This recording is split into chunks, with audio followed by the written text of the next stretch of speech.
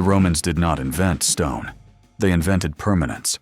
By mixing volcanic ash from Pozzuoli with seawater, they produced a material that hardened underwater, resisted cracking, and, as engineers would discover 19 centuries later, actually grew stronger with age.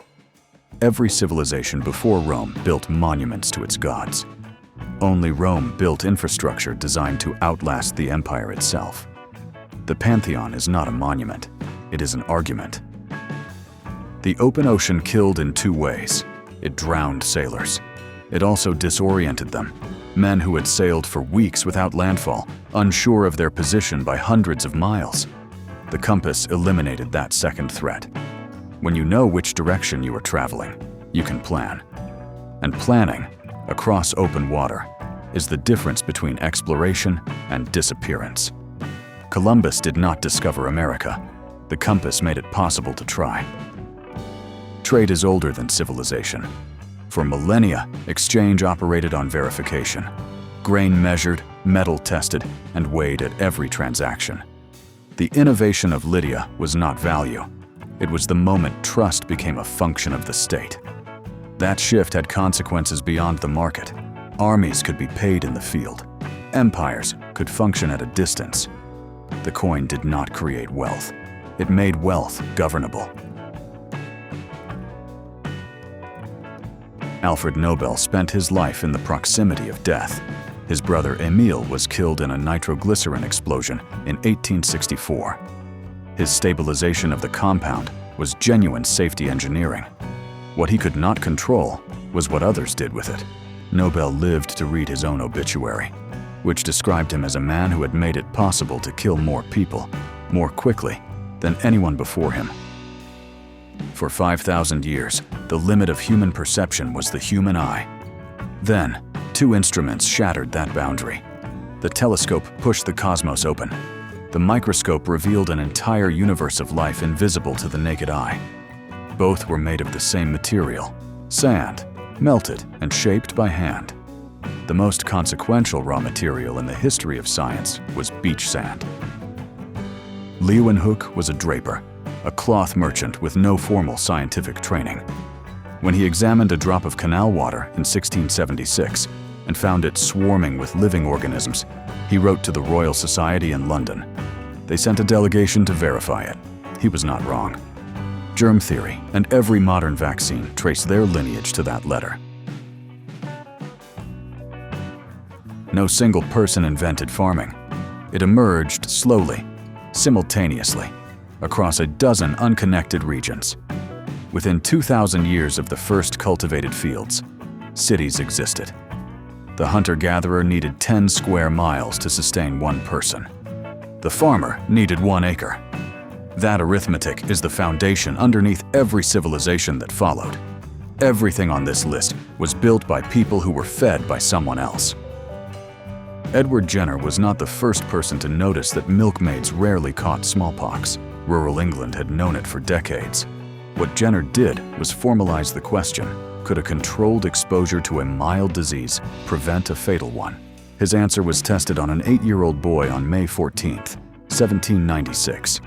Jenner inoculated him with cowpox, then exposed him to smallpox 6 weeks later. The boy did not develop the disease. In 1885, Carl Benz filed a patent for a vehicle that reached 16 kilometers per hour. By 1925, Ford's assembly line produced a car every 93 minutes. What the automobile changed was settlement. Every city built before 1900 was designed around walking distance. Every city built after 1920 was designed around the car. The suburb, the highway, the shopping center. These were not byproducts. They were the consequence. Kitty Hawk was not a spectacle. There were 5 witnesses, no journalists. The world did not immediately understand what had changed. What the Wright brothers dissolved was the concept of national distance. A city 1,000 miles away had always been a week's journey. Now it was a question of fuel and airframe. Within 40 years, the airplane had reshaped both global commerce and total war. Before Bell, distance was silence. A letter took days. A telegram compressed your meaning into code. But the register of a voice, the hesitation, The weight of a pause had belonged only to the room you were standing in. Bell's patent was filed February 14, 1876. Within a decade, 150,000 Americans had subscribed. Within a century, isolation was no longer a condition of geography. It had become a personal choice. Fleming published his findings in 1929. They were largely ignored for a decade. It took Howard Florey and Ernst Chain at Oxford to solve the production problem, to manufacture the compound in quantities large enough to treat a human being. Mass production began in 1942. The following year, it was treating Allied soldiers in North Africa. The age of bacterial infection had entered its final chapter. In the summer of 1844, a message traveled from Washington to Baltimore in the time it takes to draw a breath. What mattered was not the content, what hath God wrought, but the fact. Instantaneous transmission across 40 miles of wire. By 1866, that wire ran beneath the Atlantic. The Civil War was the first conflict in history, managed in real time by a commander-in-chief. The vacuum tube worked. It amplified signals, powered radios, and early computers. It also burned hot, failed constantly, and was the size of a light bulb. The transistor, demonstrated at Bell Labs in December 1947, did the same job in a sliver of germanium smaller than a thumbnail. By 2020, a standard processor contained over 10 billion. That number, and what it made possible, is the history of the digital age. Newcomen's engine of 1712 was built for one purpose: pumping water out of flooded coal mines. James Watt spent the 1760s studying why it was so inefficient, and his separate condenser tripled its output. But the deeper revolution was conceptual. The realization that any task requiring repetitive physical force could now be delegated to a machine burning fuel. Geography, manufacturing, and warfare would absorb that realization over the next 100 years. Discovered by accident, a byproduct of Taoist alchemical experiments in 9th century China that produced, instead of an elixir, a substance that exploded on contact with flame. When knowledge reached Europe in the 13th century, engineers applied it to cannon. At the Battle of Crécy in 1346, English cannon fired on French knights for the first time. Chroniclers described the sound as thunder. The feudal military order ended that afternoon. A handwritten Bible in 1440 required 2 years of a scribe's labor. Information was scarce by necessity, and that scarcity was the foundation of power.